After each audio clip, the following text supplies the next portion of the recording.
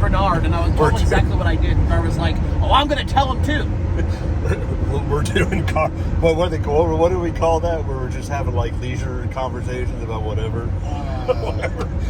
Like CarCast or something.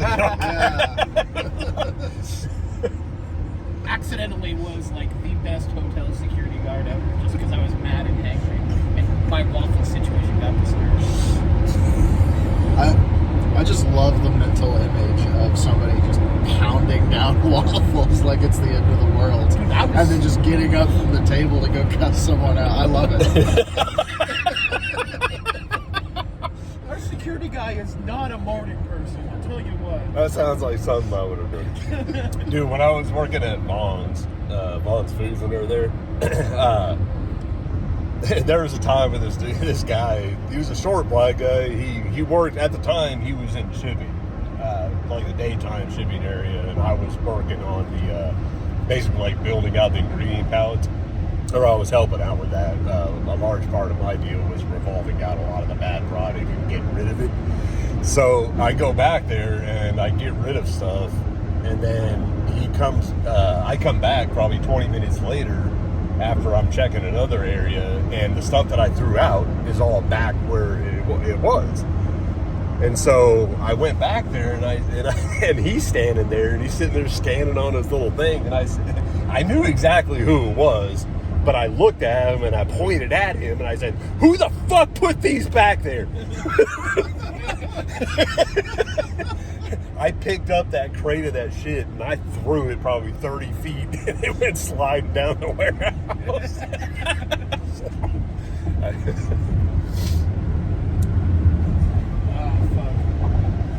Oh, since I'd forgotten about it, you guys want to hear about how a NASCAR driver ate apart my fingertip?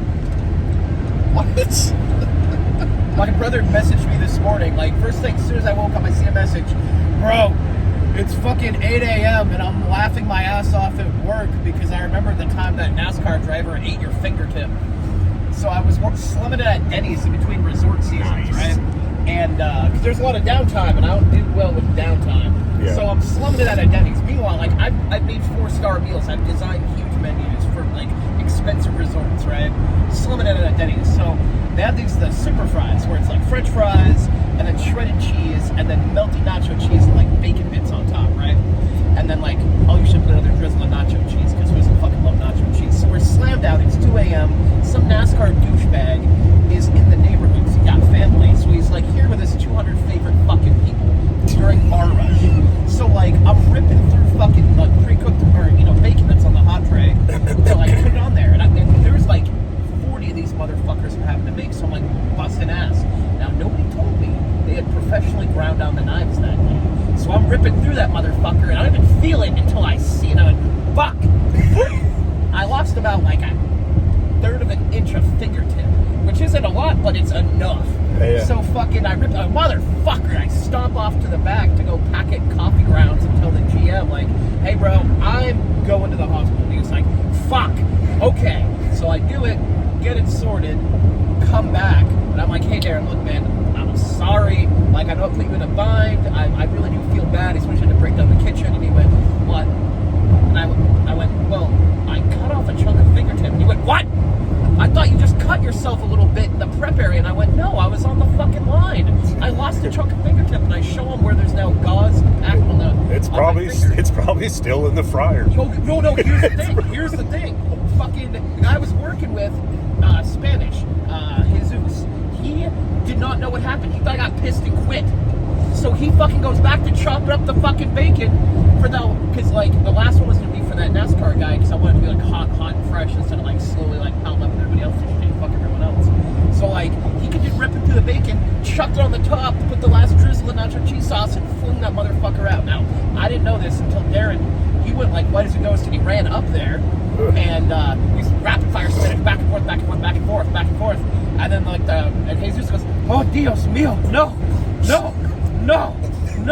And then there's like, pulled out his pack of cigarettes and just walks off to go back to the smoke. And then Darren turns around and goes, we will never speak of this again. And I went, motherfucker, I'm telling every motherfucker for the rest of my life. So I went up to the front where there's still this waitress, and I was like, hey, what happened to the NASCAR bro? She goes, oh, they were so drunk, honey, they basically licked the plates clean. And she goes, no, actually, they literally licked the plates clean. And I went, no. And she didn't know. She didn't know. She didn't know. So I wasn't going to tell her. I was like, man, and I told Garen, and he literally, like, puked in this little, like, trash can in his office just immediately. Lost it. And fucking, yeah, so that's been a thing forever. Because think about it. A little chunk of fingertip, no bone, no cartilage, maybe a little piece of fingernail in there. Definitely a piece of fingernail. But if you're drunk and there's bacon on there anyway, you're going to go, oh, this is a chewy piece of bacon. And then you're going to slam that motherfucker down without a second thought. Over with.